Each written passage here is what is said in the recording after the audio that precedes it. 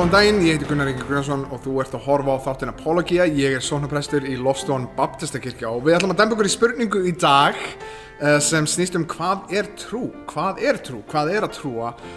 Út af því að það er mikilvægt að deila við hvað trú er út af því að það er mjög mismunandi pælingar hvað trú er. Og oft lendi ég fólki sem segir að trú mín sé blind trú og það þekkir greinilega ekki alveg söguna mín út af því að það tók mig mörg ár til að rannsaka, ég ætla ekki að trúa þessu bara út af foreldrar mín trúa þessu, mér langar að vita að þessi sannleikur. Þannig að hvað er trú? Samkvæmt Biblíunni, þá langar mig að segja bara til þess að svara fyrir kristna trú, hvað er trú? Ef við förum í Hebreabréfið 11. kafla, vers 1-3 og við lesum: Trúin er fullvissa það sem menn vona og sannfæring þá hluti sem eigi er auðið að sjá. Fyrir trú hluti menninir fyrr á tíðum velþóknun Guðs og fyrir trú skiljum við að Guð skapaði heimana með orði sínu og hið sýnilega var til af hinu ósýnilega. Þannig að þarna er sá sem skrifar Hebreabréfið, höfundur Hebreabréfsins, að segja hvað er trú. Trú er fullvissa þá hluti sem menninir vona og sannfæring þá hluti sem eigi auðið að sjá. Hvernig kemstu að þeirri sannfæringu og fullvissu? Með því að það sé eitthvað sem stendur á bakvið þig, eitthvað sem byggir upp þína trú.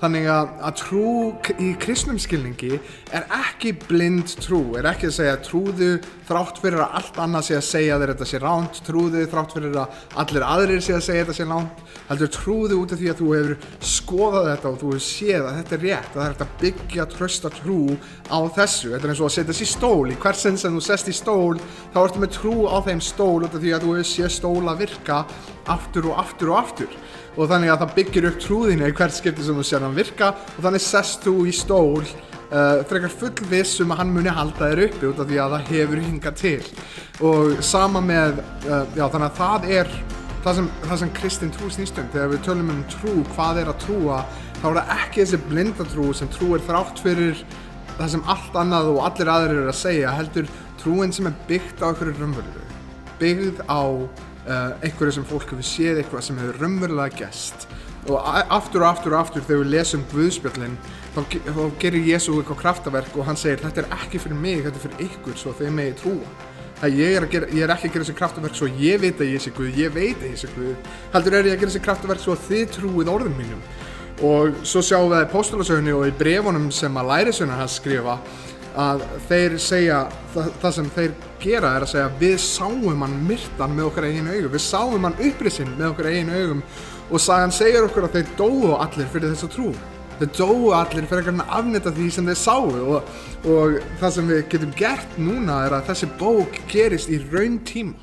Þetta er raunverulegur staður, raunverulegur tími, þetta gerist þegar að raunverulegur rómverskir keisarar á staðnum og við getum séð hvað var að gerast á þessum tíma í gegnum sögur sem aðrir eru búin að segja og svo framvegis. Þannig að við getum byggt okkar trú á bakvið eitthvað sem er raunverulegt. Þannig að hvað er trú? Trú er fullvissa þá hluti sem menn vona og sannfæring þá hluti sem eigi auðið að sjá.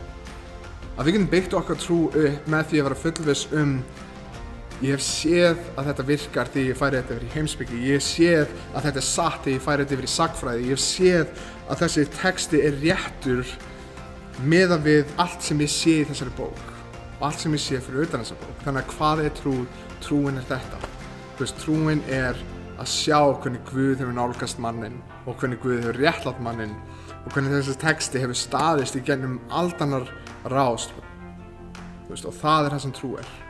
Og þannig að þegar við höldum áfram að díla við nokkra spurningar að þá munum við hvað raunverulega trú er. Það er ekki blind trú, það er ekki trú að þrátt fyrir að allt annað sé að segja þér að þetta sé ránt. Heldur er þetta einmitt akkurat öfugt. Þetta er ég trúi út af því að Guð hefur sýnt sig aftur og þetta er sannleikur. Þannig að það er trú.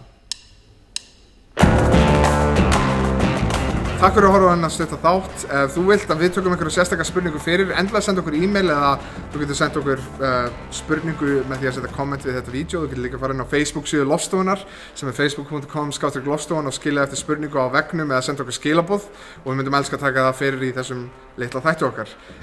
Endilega komið á samkomur ef þið hafi áhuga að kíkja. Við elskum að sjá nýtt fólk og við myndum elska að tala við ykkur trúna, hvað Biblan segir og hver Guð er.